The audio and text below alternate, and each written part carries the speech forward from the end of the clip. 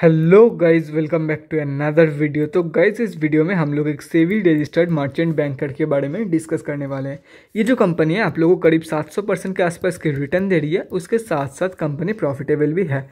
Company की last 5 years के अगर प्रॉफिट ग्रोथ कैलकुलेट किया जाए तो वो करीब निकल के आ रही है 131% CAGR। उसके साथ साथ देखो, दिसंबर क्वार्टरली की रिजल्ट तो आउट नहीं हुई है, लेकिन दिसंबर क्वार्टरली की शेयर होल्डिंग पैटर्न पब्लिक हो चुकी है। अकॉर्डिंग टू दैट FIIs ने अपनी होल्डिंग इंक्रीज किया है। और अगर सब कुछ कैलकुलेट करने के बाद हम जैसे छोटे मोटे रिटेलर्स की होल्डिंग कैलकुलेट किया जाए तो वो निकल के आ रही है करीब 20% के आसपास। तो गाइस इस वीडियो में हम लोग बेसिकली 3 पॉइंट्स कवर करेंगे।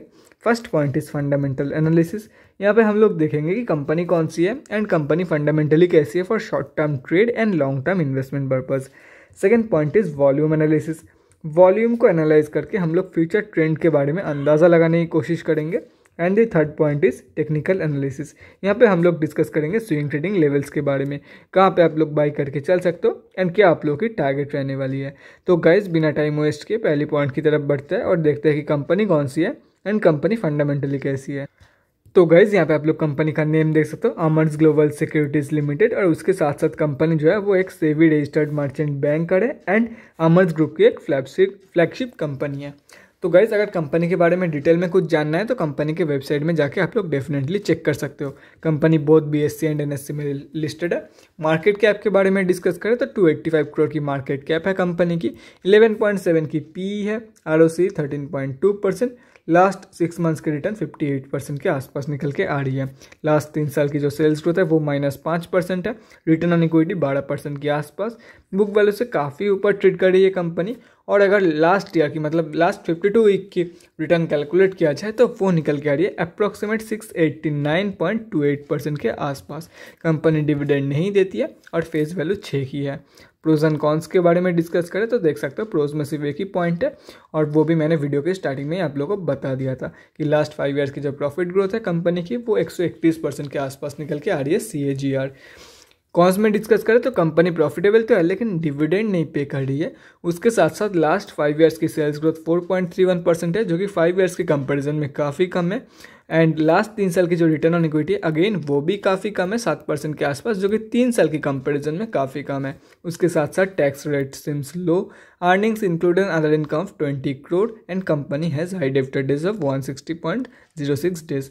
उसके बाद क्वार्टरली रिजल्ट के बारे में डिस्कस करें तो जैसे कि आप लोग यहाँ पे देख सकते हो दिसंबर क्वार्टरली की रिजल्ट यहाँ पे नहीं आई है, लेकिन अगर देखा जाए तो जून क्वार्टर की कंपैरिजन में सितंबर की क्वार्टर में कंपनी ने काफ़ी सही प्रॉफिट शो किया था।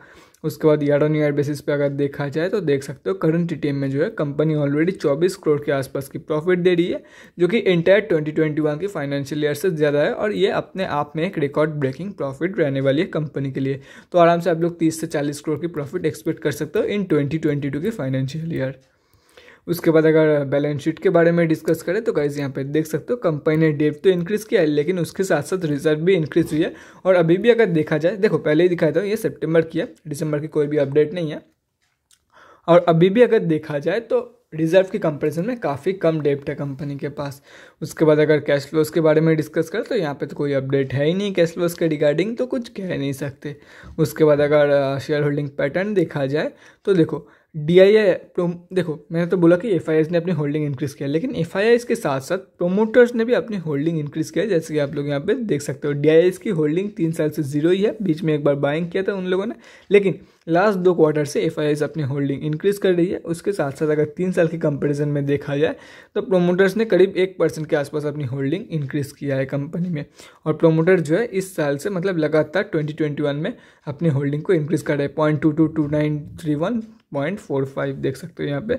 और एंटायर जो माल है वो पब्लिक से उठाया जा रहा है। पब्लिक की होल्डिंग 42.38% से कम होकर अभी 40.45% हो चुकी है। उसके बाद एक बार चेक कराए तो प्रोमोटर्स में किस किस की होल्डिंग है देख सकते हो आप लोग यहाँ पे। FIIs भी चेक कराए तो HDFC इन्वेस्टमेंट फंड की होल्डिंग है 1.1%। DIIs में तो खैर कोई है ही नहीं। पब्लिक में डिस्कस करें तो गाइस यहाँ पे देख सकते हो किस किस बड़े रिटेलर की होल्डिंग है यहाँ पे। अगर ये सब कुछ कैलकुलेट करते हो तो हम अब जैसे छोटे मोटे रिटेलर्स की जो होल्डिंग है वो अप्रॉक्सीमेटली 21.29% के आसपास निकल के आ रही है इस कंपनी में। अभी कंक्लूजन पे आते हैं कि कंपनी एक्चुअली कैसी है for short term trade and long term investment purpose. देखो गाइस, शॉर्ट टर्म के लिए भी मैं यही बोलूँगा कंसिडर करके चल सकते हो, सही कंपनी है। बाकी लॉन्ग टर्म के लिए भी मैं यही बोलूँगा कंसिडर करके चल सकते हो। ऐसा नहीं बोल रहा हूँ कि ये कंपनी में आप लोगों को मल्टीपैकेट रिटर्न मिल जाएगी। बाकी मैं आप लोगों को यही रिकमेंड करूँगा कि हाँ दोस्तों, आप लोग कंसिडर करके डेफिनेटली चल सकते हो इस कंपनी को for long term and short term investment purpose. तो गाइज ये हो गया हमने ये हो गया हमारे फर्स्ट पॉइंट। अभी बढ़ते हैं हमारे सेकंड पॉइंट की तरफ और देखते हैं कि आज कंपनी में क्या हुआ है बेसिकली। तो गाइज यहाँ पे आप लोग देख सकते हो हम लोग NSE के वेबसाइट पे आ चुके हैं। कंपनी जो है वो निफ्टी फाइनेंशियल सर्विसेज में लिस्टेड है। उसके साथ साथ अगर आज कल के बारे में डिस्कस करें तो 6,974 क्वांटिटी में ट्रेड लिया गया है, जिसका वैल्यू लगभग 7.75 लाख रुपीज़ के आसपास निकल के आ रही है। देखो अकॉर्डिंग टू देखो अभी तो बजे सैटरडे 1:53 तो अभी कल के पूरा दिन है, सैटरडे है, कल फुल सैटरडे है, उसके साथ साथ संडे भी है। तो हो सकता है कोई बाइंग ऑर्डर यहाँ पे लिस्टेड हो जाए, लेकिन अकॉर्डिंग टू नाउ कोई भी पेंडिंग ऑर्डर यहाँ पे नहीं है। बाइंग ऑर्डर बोल रहा हूँ, मतलब पेंडिंग ऑर्डर कोई भी यहाँ पे नहीं है। और अगर डिलीवरी परसेंटेज देखा जाए तो 50.72, मतलब स्लाइटली जो है वो डिलीवरी ट्रेड ज़्यादा लिया गया है कुछ ही क्वांटिटी में कंपेयर टू इंट्राडे ट्रेड। तो वॉल्यूम की जो स्ट्रेंथ है वो इंटरली मॉडरेट स्ट्रेंथ है, ना ही स्ट्रॉन्ग है ना ही वीक है। तो गाइस अभी हम लोग बढ़ते हैं हमारे तीसरी पॉइंट की तरफ और वहाँ पे हम लोग ये भी देखेंगे कि ये जो वॉल्यूम है ये कंपनी में, क्या यही इसकी एवरेज वॉल्यूम है और क्या ये इसकी एवरेज से ज़्यादा वॉल्यूम है, एवरेज से कम वॉल्यूम है।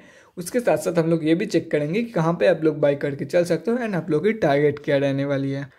तो गाइज यहाँ पे हम लोग आ चुके हैं NSE के डेली चार्ट पे। यहाँ पे देख सकते हो आप लोग आज जो है कंपनी 0.76% डाउन थी, 110 रुपये के आसपास कंपनी ट्रेड कर रही है। तो जैसे कि आप लोग यहाँ पे देख सकते हो ये जो क्वांटिटी आज वॉल्यूम निकल के आई है वो काफ़ी कम है फ्रॉम एवरेज वॉल्यूम। ये जो येलो लाइन आप लोग को दिख रहा है ये 20 डे की मूविंग एवरेज है, या तो फिर एवरेज वॉल्यूम की भी लाइन आप लोग बोल सकते हो।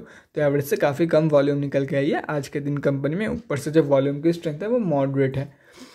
तो गाइज यहाँ पे आप लोग देख ही सकते हो कि कंपनी जो है वो एक बहुत दिनों से एक रेंज में ट्रेड कर रही थी। उसके बाद अभी जाके मतलब कुछ दिन पहले जाके इस कंपनी की ब्रेकआउट हुआ है जनवरी की मिड जैन में। अभी कंपनी जो है कोई भी मेजर ब्रेकआउट ऐसा शो नहीं करी है, ठीक है। नीचे की तरफ ही मुझे लगता है कि नीचे की तरफ ब्रेकआउट हुई है, लेकिन don't quote me on that. हो सकता है कि कंपनी कुछ रिट्रेसमेंट लेके नीचे की तरफ और भी ज़्यादा गिरावट दिखाए, ठीक है। तो अभी आप लोग करना क्या है बेसिकली, देखो गाइस अगर मैं यहाँ पे सिंपली आप लोग को बोलूँगा अगर सेफ खेलना है तो वेट फॉर इट। अगर कंपनी ये जो आप लोग को लाइन की कंटिन्यूएशन दिख रही है इसके ऊपर क्लोजिंग कर देती है then you can definitely go for the target of 151, 173, 199 almost and 225.30, ठीक है। ये हो गया आप लोग के टारगेट। और अगर थोड़े से रिस्क लेके प्रॉफिट को मैक्सिमाइज करना चाहते हो तो आप लोग यही कर सकते हो कि कंपनी जब यहाँ से प्रॉपर बाउंस बैक देगी, बाउंस बैक के टाइम आप लोग डेफिनेटली बाय करके चल सकते हो directly for the target of 151, 173 and so on. उसके बाद अगर डिस्कस करें, मान लो कि कंपनी रिट्रेसमेंट के बाद कंपनी ऐसे बाउंस बैक देती नहीं और रिट्रेसमेंट लेने के बाद अगर नीचे गिर जाती है तो 72 रुपीज़ के लेवल के आसपास एक बहुत ही स्ट्रॉन्ग सपोर्ट है। मुझे नहीं लगता कि एक प्रॉफिटेबल कंपनी, ये देखो ये एक बेसिकली प्रॉफिटेबल कंपनी है। प्रॉफिटेबल कंपनी इससे ज़्यादा फॉल नहीं दिखा सकती आप लोगों को, मतलब लॉजिकल नहीं है। हाँ हो सकता है स्टॉक मार्केट में एवरीथिंग इज़ पॉसिबल, कुछ भी इम्पॉसिबल नहीं है स्टॉक मार्केट में, लेकिन अभी के लिए लॉजिकल नहीं है वो, ठीक है। तो देखो अगर बाई चांस ऐसा स्लिप कर जाता है, जिसकी चांसेस अगेन काफ़ी कम है, लेकिन बाई चांस अगर स्लिप कर जाती है तो wait for the bounce back from this level. अगर यहाँ से कंपनी बाउंस बैक देती है तो काफ़ी ऊपर एक साथ 2-3 टारगेट कंपनी अचीव करा सकती है। हो सकता है एक ही बार में कंपनी जो है वो डायरेक्टली 173 या 199 की टारगेट अचीव करा दे, क्योंकि पहले भी देख सकते हो 72 के लेवल से डायरेक्टली 150 की टारगेट इसने अचीव कराई थी। तो हो सकता है इस बार एक न्यू 52 वीक हाई लगा दे, लेकिन इसके चांसेस काफ़ी कम है कि 72 के लेवल तक गिरेगी कंपनी। अगर गिरती है तो बाउंस बैक कंफर्मेशन के बाद घुस जाना directly for the target of 150, 173, 199 and so on.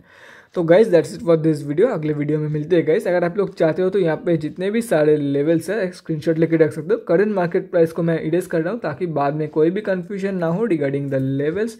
Thanks for watching guys, bye guys and definitely guys stay safe and अगर आप लोग के मन में कोई भी डाउट या क्वेरी रहती है स्टॉक मार्केट या किसी भी स्टॉक से रिलेटेड तो कमेंट सेक्शन में कमेंट करके मुझसे पूछ सकते हो, या तो फिर मेरे इंस्टाग्राम का लिंक आप लोग को डिस्क्रिप्शन बॉक्स में मिल जाएगा, जाके वहाँ पर मुझे डीएम कर सकते हो for an one on one conversation. Thanks again for watching guys, bye guys, and definitely guys stay safe.